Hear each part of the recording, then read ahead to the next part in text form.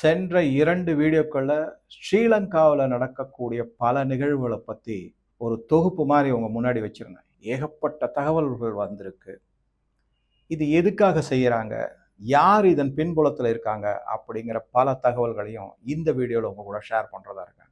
இந்த வீடியோல முக்கியமா ராஜபக்ஷ ஏன் இவ்வளவு துடிப்பா ஒரு மாதிரி, அதாவது ஹைப்பர் ஆக்டிவ்னு சொல்லுவாங்கல்ல, அந்த மாதிரி இருக்காரு அப்படிங்கிறத பார்க்கணும். அதே மாதிரி பார்த்தோம்னா, நான் சொன்ன அந்த யாழ்ப்பாணத்தினுடைய எம்பி அர்ச்சுன ராமநாதனும் ரொம்ப துடிப்பாவும் முனைப்பாவும் இருக்காரு. அவர் போட்டிருக்கிற பதிவுலாம் நீங்க படிச்சு பார்த்தீங்கன்னா, என்ன சொல்ல வராரு இவருங்கிற மாதிரி ஒரு அச்சம் நமக்கு வரும். நாங்கள் நம்பிக்கை இழந்து விட்டோம், எங்களுக்கு தமிழ்நாடை விட்டா வேற வழியே கிடையாது, தமிழர்களும் தமிழ்நாடு அரசும் எங்களுக்கு உதவி செய்யணும், இந்த மாதிரி எல்லாம் பல பதிவுகளை போட்டு தள்ளியிருக்காரு. எப்படியாவது யாழ்ப்பாணத்தை தமிழ்நாடோட சேர்க்கணும், இந்த மாதிரி எல்லாம் பிரச்சாரத்தை சொல்லிட்டு என்ன சொல்றாருன்னா, எங்களுக்கு நம்பிக்கையை தவிர வேறு எந்த வழியும் இல்லாததால் தொப்புள் கொடி உறவுகளிடம் மீண்டும் கேட்கிறோம்.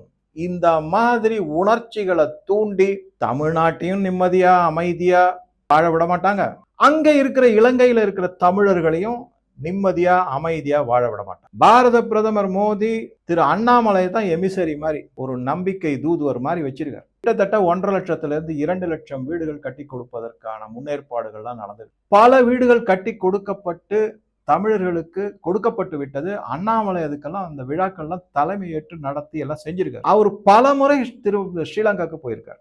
இந்த மாதிரி எல்லாம் நடந்துகிட்டு இருக்கு. இந்த மாதிரி ஒரு நடந்துகிட்டு இருக்கும்போது எதுக்காக இப்ப குட்டைய குழப்புற மாதிரி செய்யறாரு, என்ன காரணம் அப்படின்னா 2-3 ஆங்கிள் பார்க்கலாம். ஒண்ணு சைனா ஸ்ரீலங்காவை இந்தியாவோட நல்ல நட்பு உறவுல இருக்கக்கூடாது அப்படிங்கிறதுக்காக சில நடவடிக்கைகளில் ஈடுபட்டு இருக்கு. அது முக்கியமான செய்தி. இதே மாதிரி அமெரிக்காவும் சிஐஏவும் ஈடுபட்டிருக்காங்க. அவங்களுக்கு என்ன முக்கியமான விஷயம் அப்படின்னா, இந்திய பெருங்கடல்ல அமெரிக்காவினுடைய கடற்படையை நிறுத்தி அங்க ஆதிக்கம் செலுத்த வேண்டும். அதே மாதிரி சீனாவுக்கும். ஏன்னா மலாக்கா ஸ்ட்ரெயிட் நீரிணைப்பு மிக மிக முக்கியம் வர்த்தகத்துக்கு, கடல் வழி வாணிப வர்த்தகத்துக்கு மலாக்கா ஸ்ட்ரெயிட் ரொம்ப ரொம்ப முக்கியம். இவங்க எல்லாரும் ஸ்ரீலங்காவை ஒரு பகடக்காய் மாதிரி இந்தியாவிற்கு எதிராக உபயோகிக்கிறார். மால்டீவ்ஸ்ல மொய்சு அப்படிதான் ஆட்டம் போட்டார். ஒரே ஒரு அரை மணி நேரம் கடற்கரையில திரு மோடி அவர்கள் லட்சத்தீவுல நடந்தாரு. மொய்சு ஆட்டம் க்ளோஸ். இப்ப சீனா விட்டுட்டு நம்ம கிட்ட தான் தொங்கிக்கிட்டு கையேந்தி.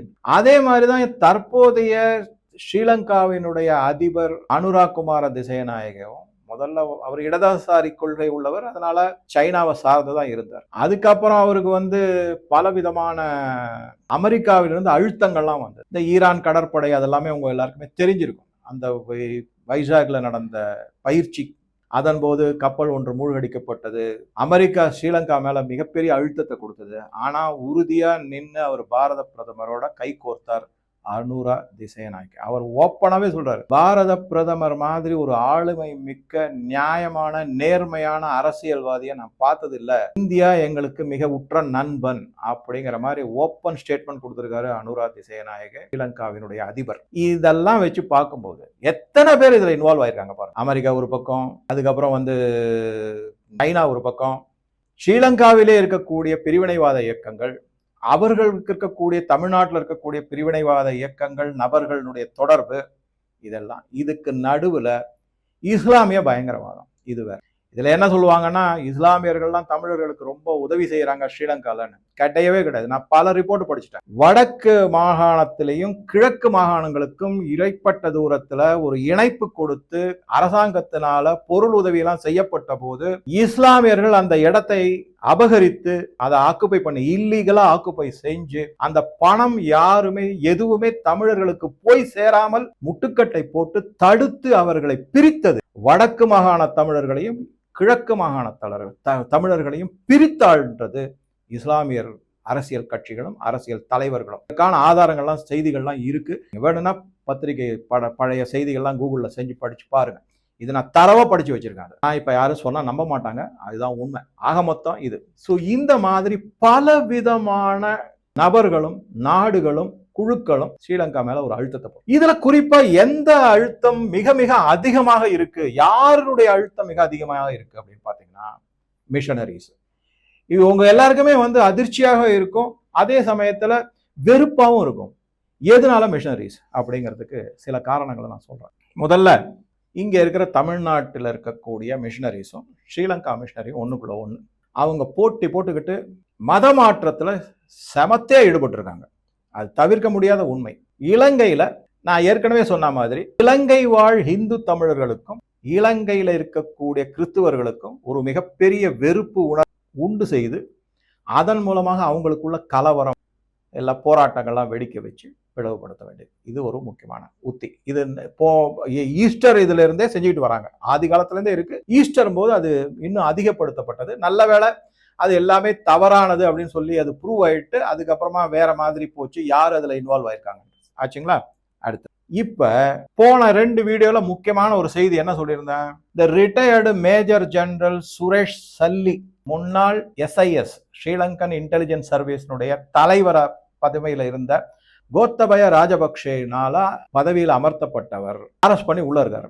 இவரு இந்த ராஜபக்சே குடும்பமே போய் பார்த்துட்டு வந்திருக்காங்க. இப்ப அவங்களுக்கு உள்ளுக்குள்ள ஒரு நடுக்கம் வந்துருச்சு. எங்கேயாவது இந்த ஆள் எதையாவது சொல்லிடுவாங்களோ, அதனால மீண்டும் கலவரம் ஒரு பாயிண்ட், மீண்டும் போராட்டம், மீண்டும் பிரிவினைவாதம், இதையெல்லாம் தங்களுக்கு சாதகமாக இருக்கக்கூடிய சில மெம்பர் ஆஃப் பார்லிமெண்ட் இவங்களெல்லாம் வச்சு அரசியல்வாதிகளை வச்சு குழப்பத்தை உண்டு பண்ணி கையில எடுத்திருக்காரு ராஜபக்சே அப்படிங்கிறது. இப்ப பத்திரிகையில இந்த மாதிரி செய்தியை படிச்சேன். இன்னும் எத்தனை பேர் ராஜபக்சேவை காப்பாற்றுவதற்கு இறந்து போக வேண்டும்னு கேள்விக்குறியோட போட்டிருக்காங்க. எனக்கு அப்படியே வருத்தமா இருந்தது. ஏற்கனவே நான் சொன்ன மாதிரி 1,75,000 பேர் தமிழர்கள் இறந்து போயிருக்காங்க. பல தமிழர்கள் புலம்பெயர்ந்து ஐரோப்பிய நாடுகளுக்கும் கனடா போன்ற நாடுகளுக்கும் ஆஸ்திரேலியா போன்ற நாடுகளுக்கும் போயிட்டாங்க. அவங்க நாட்டை, சொந்த நாட்டை அப்படியே கையோட விட்டுட்டே போயிட்டாங்க. அவங்க ஸ்டோரி ஒரு பக்கம், அங்கேயும் மிஷினரி பயந்து பூந்து விளையாடுறாங்க. அதை பத்தி சமயம் வரும்போது உங்க கூட நான் ஷேர் பண்றேன். அதுல பல தகவல்கள் எனக்கு ரொம்ப அதிர்ச்சிகரமாகவே இருந்தது. அதையும் நான் உங்க கூட ஷேர் பண்றேன். ஸோ அவங்க புலம்பெயர்ந்து இந்த மாதிரி ஒரு சிச்சுவேஷன்ல தன்னுடைய உயிரையும் மீது சுமத்தப்பட இருக்கக்கூடிய குற்றத்தையும் நிரூபிக்கப்படக்கூடிய குற்றத்தையும் ராஜபக்சே தவிர்ப்பதற்காக மீண்டும் பிரிவினைவாதத்தை தூண்டி விடுகிறார் அப்படிங்கிறது. ஏற்கனவே ஈஸ்டர்ல ஒரு கொடூர நிகழ்வு மூலமாக அவர் ஆட்சிக்கு வந்தார். இப்ப தன்னை தண்டனையிலிருந்து காப்பாற்றிக் கொள்ள மீண்டும் பிரிவினைவாதத்தை கையில எடுக்கிறாரு அப்படிங்கிறதா முக்கியமான செய்தியா வந்திருக்கு. சரி, என்ன ஏதுன்றதை பார்க்கலாம். நம்ம இந்த இடத்துல தான் எல்லாரும் என்ன நம்பிக்கிட்டு இருக்காங்கன்னா, நம்ம சாதாரணமா பத்திரிகையில செய்தி படிக்கும் போது நம்ம கண்ணுல என்ன போடும்னா, இலங்கையின் பேரினவாத பௌத்தர்களுக்கும் ஹிந்து தமிழர்களுக்கும் அப்படின்ற செய்தி படி. அப்ப நமக்கு தோணும், இந்த கோத்தபய ராஜபக்சேயும் அவர்கள் குடும்பத்தார் எல்லாருமே பௌத்தர்களா? வெளியில தான் பௌத்தர்கள். இவர்கள் அனைவருமே கிறிஸ்துவர்கள். அதை யாரு உறுதிப்படுத்துறாங்க? எந்தெந்த மாதிரி முன்னெடுப்புகள் செய்திகள்லாம் வந்திருக்குன்னு நான் ரொம்ப டீட்டெயிலா உட்காந்து லிங்க் ஆஃப்டர் லிங்க், ஒரு லிங்க்ல போறது, அங்கேருந்து இன்னொரு லிங்க் போறது, அந்த மாதிரி தரவை எடுத்து படிச்சதுல எனக்கு தெரிஞ்சது என்னன்னா, மால்கம் ரஞ்சித் அப்படின்னு ஸ்ரீலங்கால ஒரு ஆர்ச் பிஷப் இருக்காரு. அவரு தெள்ள தெளிவா ஒரு பத்திரிகை பேட்டியில சொல்லியிருக்காரு, மஹிந்த ராஜபக்சே அவர்களுடைய மனைவி கிறிஸ்துவர், அவர்களுக்கு கல்யாணம் செய்து வைத்தது நான். கத்தோலிக்க திருமண முறைப்படி பௌத்தரோ இல்ல கத்தோலிக்கர் அல்லாத கிறிஸ்துவர் அல்லாதவர் யாரா இருந்தாலும், இதுல வேடிக்கை பாருங்க, கிறிஸ்துவத்துல நீங்க புரோட்டஸ்டன்ட்டும் கேத்தோலிக்கும் கல்யாணம் பண்ணிக்க மாட்டாங்க. 2 பேரும் ஒன்னா மாறணும். நீ ஒண்ணு கத்தோலிக்கர்காரர் புரோட்டஸ்டண்டா மாறணும், இல்ல புரோட்டஸ்டன்ட்காரர் கத்தோலிக்கத்துக்கு மாறணும். அந்த மாதிரி அவங்க பிரிவுக்குள்ளேயே கண்டிஷன்ஸ் அந்த மாதிரி இருக்கும்போது இவர் எப்படி பௌத்தர் அப்படிங்கிறார். அப்பதான் அவர் சொல்றாரு, மஹிந்த ராஜபக்சே கிறிஸ்துவ மதத்திற்கு மாறித்தான் சிராந்தியை கல்யாணம் செய்து கொண்டார். இது பத்திரிகைக்கு பேட்டியில சொல்லியிருக்காரு. அதையும் நான் உங்களுக்கு கொடுக்குறேன், நான் எல்லா ரெஃபரன்ஸையும். சரி, இதுக்கு அடுத்தமா என்ன பாத்தீங்கன்னாக்க, பல அரசியல் பார்வையாளர்களும் அது ஆராய்ச்சியாளர்களும் இப்ப என்ன கன்க்ளூஷன் வந்திருக்காங்கன்னா, ஸ்ரீலங்காவில பெரும்பாலான நிகழ்வுகள், பெரும்பாலான போராட்டங்கள், அது எல்லாத்துக்கு பின்னாடி நீங்க பாத்தீங்கன்னா மிஷனரிஸ் தான் இருக்காங்க அப்படிங்கறத உறுதியா தெரிவிச்சிருக்காங்க. அவங்களும் அந்த மாதிரி ஒரு ரிப்போர்ட்டும் வந்திருக்கு. இதுக்கு காரணமா எதை சொல்றாங்கன்னா, பல பௌத்தர்களை, ஸ்ரீலங்காவில் இருக்கக்கூடிய பல பௌத்தர்களை மத மாற்றம் செய்திருக்கிறார்கள் இந்த மிஷனரிஸ்.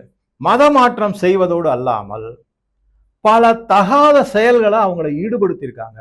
எந்தெந்த மாதிரினா, போதைப் பொருள் கடத்துவது, போதைப் பொருள் விற்பனை செய்வது, போதைப் பொருட்களுக்கு பௌத்தர்கள் பலரையும் அடிமையாக்குவது, அதன் மூலமாக த சோல் ஹார்வெஸ்டிங் அப்படின்னு சொல்லுவாங்க. அந்த சோல் ஹார்வெஸ்டிங் மூலமாக கன்வர்ஷனை கையில் எடுத்து செஞ்சிருக்காங்க.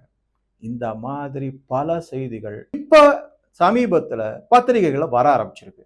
இதையெல்லாம் யாரு செய்யறாங்கன்னா, அரசியல் பார்வையாளர்கள், அரசியல் ஸ்ரீலங்காவில் இருக்கக்கூடிய அரசியல் விமர்சகர்களும் ஆராய்ச்சியாளர்களும் மிஷனரிஸ் தான் இது எல்லாத்துக்கும் பின்னாடி இருந்து செய்யறாங்க. இந்த இடத்துல நான் மீண்டும் சொல்கிறேன், எனக்கு மிஷனரிஸ் மேலேயோ கிறிஸ்துவத்தின் மீதையோ எந்த வெறுப்பு உணர்ச்சியும் கிடையாது.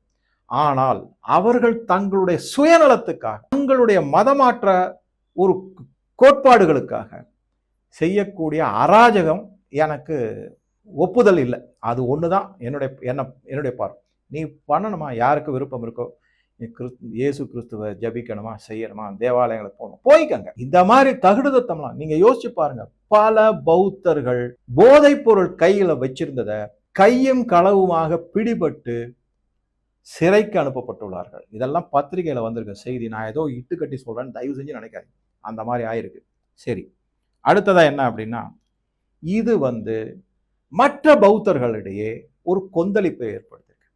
நேச்சுரலா வரும். நம்ம இனத்தை இந்த மாதிரி பாழ்படுத்தி மதமாற்றம் செய்து அதற்கும் மேல பாழ்படுத்தி இந்த மாதிரி கொடூரமான செயல்களை ஈடுபடுறாங்களே, இவங்க நல்லா இருப்பாங்களா அப்படிங்கிற சாபம், அதன் மூலமாக சிறு சிறு உரசல்கள், அது அப்படியே சில பெரிய அளவுல போராட்டமா வெடிப்பது. ஆக மொத்தம் மிஷனரிஸ்னுடைய என்ன கொள்கையோ, எது நடக்கணும்னு அவங்க எதிர்பார்க்கிறாங்களோ அது கொஞ்சம் கொஞ்சமா அதிகமாகி கொண்டே போகிறது. அப்படிங்கிறதா இந்த போராட்டங்களும் உரசல்களும் புத்திஸ்ட், இந்து தமிழர்கள் மற்றும் கிறிஸ்துவர்கள் இவர்களுக்கு இடையே. இதை தவிர இன்னொரு பக்கம் இஸ்லாமியர்கள், அவங்க ஒரு பாட்டுக்கு தனியா ஒரு கொள்கையோட அவங்க நடத்திக்கிட்டு இருக்காங்க. ஸோ இலங்கையில இந்த மாதிரி இதை யாரெல்லாம் நடத்தி வைக்கிறாங்கன்னா, இதுக்கு திருப்பியும் சொல்றாங்க, ராஜபக்ஷ இதுல எல்லாம் முன்னணி வகிக்கிறார். தன்னை காப்பாற்றிக் கொள்வதற்கும், தன்னுடைய குடும்பத்தாரை காப்பாற்றிக் கொள்வதற்கும், தான் கொள்ளையடித்த சொத்துக்களை காப்பாற்றிக் கொள்வதற்கும், கிறிஸ்துவ மயமாக முழு ஸ்ரீலங்காவையும் மாற்றுவதற்காகவும் பல விதமான கொடூர செயல்கள் அவர் இறங்கியிருக்காரு. இதற்கு உதாரணமா இன்னொன்னு சொல்றாங்க. என்ன அப்படின்னா, இந்த கிறிஸ்துவமயமாக்கல், ஸ்ரீலங்கா ஃபுல்லும் கிறிஸ்துவமயமாக்கல் இருக்கு இல்லைங்களா, இதுல பல பேர் பல அரசியல்வாதிகளை உள்ள நுழைச்சிருக்காங்க. கிறிஸ்துவ இயக்கங்களும் மிஷனரிகளும். ஒரு சிலர் 2 பேரை மட்டும் சொல்றாங்க. ஒருத்தர் SJV செல்வநாயகம் அப்படிங்கிறவர். இந்த செல்வநாயகத்தை பத்தி நான் படிச்ச போது அதிர்ச்சியின் உச்சத்துக்கே போயிட்டேன்.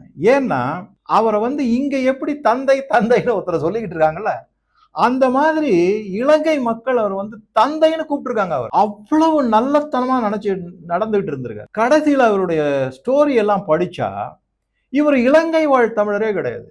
இவர் ஒரிஜினலா மலேசியால இருந்தவர். இப்ப இந்த இடத்துல நான் ஒரு சின்ன குறிப்பு மட்டும் சொல்லிடுறேன். இந்த ஷேகுவாரான்னு ஒண்ணு கியூபால, அவர் கியூபா நாட்டை சேர்ந்தவரே கிடையாது. பெரிய புரட்சியாளர்னு எங்க இருந்து அவரை இம்போர்ட் பண்ணாங்க. அர்ஜென்டினால இருந்து இங்க கியூபால ஒரு பெரிய புரட்சியாளர். ஸ்ரீலங்காலே இந்த தமிழர்கள் தந்தை செல்வா அப்படின்னு தான் அவர் கூப்பிடப்பட்டார், அழைக்கப்பட்டார். இவர் மலேசியால இருந்து ஸ்ரீலங்கா. இவருடைய முழு பெயர் என்ன அப்படின்னு பாத்தீங்கன்னா, Samuel James Velupillai Selvanayagam, SJV. இவர் என்ன பண்ணாரு, இலங்கையில ஒரு கட்சி ஆரம்பிச்சாரு, தமிழரசு கட்சி, இலங்கை தமிழரசு கட்சி, ஃபெடரல் பார்ட்டின்னு. அதுக்கப்புறம் இது பண்ணாரு. இப்ப நீங்க கொஞ்சம் கொஞ்சமா ராஜபக்ஷ குடும்பம் கிறிஸ்துவம், இந்த தந்தை செல்வா கிறிஸ்துவம். இதுக்கப்புறம் இன்னொருத்தர் இருக்கார், ஜி பொன்னம்பலம் கிறிஸ்துவர்.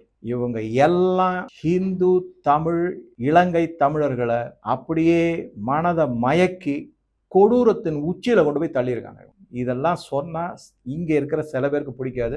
எனக்கு கண்டிப்பா தெரியும், என்னுடைய இந்த வீடியோக்களுக்கு சில மோசமான கமெண்ட்டுகள் வரும். பட் நான் இதை எல்லாமே ரொம்ப நாள், பல நாள் உட்கார்ந்து படிச்சு குறிப்பெடுத்து செய்யப்பட்ட ஆராய்ச்சி தகவல். எல்லாத்துக்கும் நான் உங்களுக்கு ஆதாரத்தை உங்களுக்கு ஸ்கிரீன்லயே காமிக்கிறேன். அப்புறம் நீங்க முடிவு பண்ணிக்க. தந்தை செல்வா பிறந்தது இப்போ மலாயா 1898 அந்த ஆண்டுல அவர் பிறந்திருக்கார். அங்கிருந்து ஸ்ரீலங்காவுக்கு இந்த மாதிரி குழப்பங்களை எதையும் பண்ணி தமிழ் மக்களை, ஸ்ரீலங்காவில் இருக்கக்கூடிய இலங்கை தமிழர்களை வெகுவாக ஏமாற்றி உள்ளார்கள். ஸோ இது ஒரு பக்கம். இன்னும் ஒரு முக்கியமானது என்ன சொல்றாருன்னா, இந்த ஆர்ச் பிஷப் மால்கம் ரஞ்சித்னு சொன்னேன் இல்லைங்களா, அவர் தான் கோத்தபய ராஜபக்ஷையும் அவங்க குடும்பமும் எல்லாமே பேப்டைஸ்டு கிறிஸ்டியானிட்டி அவங்க. அப்ப சொல்லும்போது அவர் சொல்றாரு, நான் இலங்கையில இருக்கக்கூடிய அமெரிக்க தூதர், அவர் பேரை சொல்றாரு, பேட்ரிஷியா ஏ புட்டனிஸ் அப்படிங்கிறோம். இது அக்டோபர் மாதம் 2ஆம் தேதி 2009 நடந்த நிகழ்வு இது. அப்ப அவங்க கிட்ட நான் சொன்னேன், இந்த கோத்தபய ராஜபக்ஷ மேல எந்த விதமான நடவடிக்கை எடுக்கக்கூடாது, அது கிறிஸ்துவத்துக்கு எதிராக மாறிவிடும். நல்லா கவனிங்க, எங்க இருந்து கனெக்ஷன் வருது. நான் சொல்றேன்ல, அமெரிக்காவினுடைய CIA, டீப் ஸ்டேட், அப்புறம் இந்த கிறிஸ்துவ மிஷனரிகள் பூந்து விளையாடி இருக்காங்க. ஸ்ரீலங்கால பூந்து விளையாடி இருக்காங்க. அப்படியே குழப்பத்தை உண்டு பண்ணி உச்சத்துக்கு கொண்டு போயிருக்காங்க. அதுல அவஸ்தப்பட்டு பாதிக்கப்பட்டது அனைவரும், அதாவது பெரும்பான்மையோர் இலங்கை இந்து தமிழர்கள். இது மறுக்க முடியாத உண்மை. இத என்ன சொல்றாரு, அமெரிக்காவுக்கு யுஎஸ் எம்பாசிலிருந்து யுஎஸ் எம்பாசி ஸ்ரீலங்கால இருக்கு. அந்த பேட்ரிஷியா அம்பாசிடர் கேபிள் வயர் அனுப்பியிருக்காங்க. அது லீக் ஆகி இந்த ஆர்ச் பிஷப் கிட்ட அவரு இந்த பத்திரிகைகள், நான் இந்த மாதிரி, அதாவது இவர் பேட்ரிஷியாவுக்கு அட்வைஸ் பண்ணியிருக்காரு, தயவு செய்து ராஜபக்ஷ மேல எந்த ஆக்ஷனும் எடுத்துறாதீங்க, அவர் வெளியில தான் புத்திஸ்ட் மாதிரி காமிச்சுக்கிறாரு, அவர் நம்மை சார்ந்தவர், அதனால அவர் ஏதாவது செஞ்சீங்கன்னா அமெரிக்காவினுடைய கிறிஸ்துவமயமாக்குதல் ஸ்ரீலங்காவை தடைபடும், பல சங்கடங்களை சந்திக்க வேண்டியிருக்கும், அவர் மேல ஆக்ஷன் எடுக்க. கொடூரமான ஆளு, அவர் மேல ஆக்ஷன் எடுக்க கூடாதுன்னு ஒரு ஆர்ச் பிஷப் அமெரிக்காவுக்கு ரெக்கமெண்டேஷன் செஞ்சிருக்காரு. நீங்க பாத்துக்கங்க. ஸோ இதனாலதான் நான் என்ன சொல்றேன் அப்படின்னா, இதன் பின்னணியில மிஷனரிஸ்லாம் இருக்காங்க. இப்ப அதே மிஷனரிஸ் தமிழ்நாட்டிலையும் சில முன்னெடுப்புகளை செஞ்சு தான் இப்போதைய தமிழக ஆட்சி அமைந்துள்ளது அப்படிங்கிறது உங்க எல்லாருக்குமே தெரியும். வெட்ட வெளிச்சமா அதை ஒரிஜினா ஓப்பனா சொல்றாரு, எனக்கு கிறிஸ்தவர்கள் தான் ஓட்டு போட்டாங்க, முஸ்லீம் இஸ்லாமியர் தான் ஓட்டு போட்டாங்க, இந்துக்கள் யாருமே எனக்கு ஓட்டு போடல. அப்புறம் பைபிள் வாசிக்கிறாரு சபாநாயகர். இந்த மாதிரி எக்கச்சக்கமான நிகழ்வுகள் நடந்துகிட்டு தான் இருக்கு, உங்க எல்லாருக்குமே தெரியும். அதை பத்தி நான் ரொம்ப அதிகமா பேச விரும்பல. இந்த மாதிரி பார்க்கும்போது ராஜபக்ஷ மீண்டும் ஒரு மிகப்பெரிய கொடூரமான சதி திட்டத்துக்கு செயல்பட ஆரம்பித்து உள்ளார். இது தமிழ்நாட்டுக்கு கேடு, அதன் மூலமாக இந்திய இறையாண்மைக்கு கேடு விளைவிப்பதாக இருக்கும். நாம தான் கொஞ்சம் ஜாக்கிரதையா இருக்கணும். எது உண்மை அப்படிங்கிறத ஹிந்தியில சொல்லுவாங்க, தூத் கா தூத் பானி கா பானி ஹோ ஜாயேகா அப்படின்னா, அந்த மாதிரி உண்மைகள் வெளிவரும்போது எது பால் எது தண்ணிங்கிறது தெரிஞ்சு போயிடும் அப்படிங்கிற. இதை தவிர இன்னும் பல நிகழ்வுகள்லாம் நடந்துகிட்டு தான் இருக்கு ஸ்ரீலங்கால. அதெல்லாம் என்னென்ன மாதிரி நிகழ்வுகள், எப்படிப்பட்ட நிகழ்வுகள் அப்படிங்கிறதையும் மேல தகவல்கள் வர வரவும், ஏற்கனவே இருக்கிற தகவல்கள் அதோடைய இணைத்தும் சில வீடியோக்களை உங்க கூட ஷேர் பண்றேன். இந்த வீடியோ பற்றிய உங்க கருத்துக்களை பதிவிடவும் நன்றி, வணக்கம்.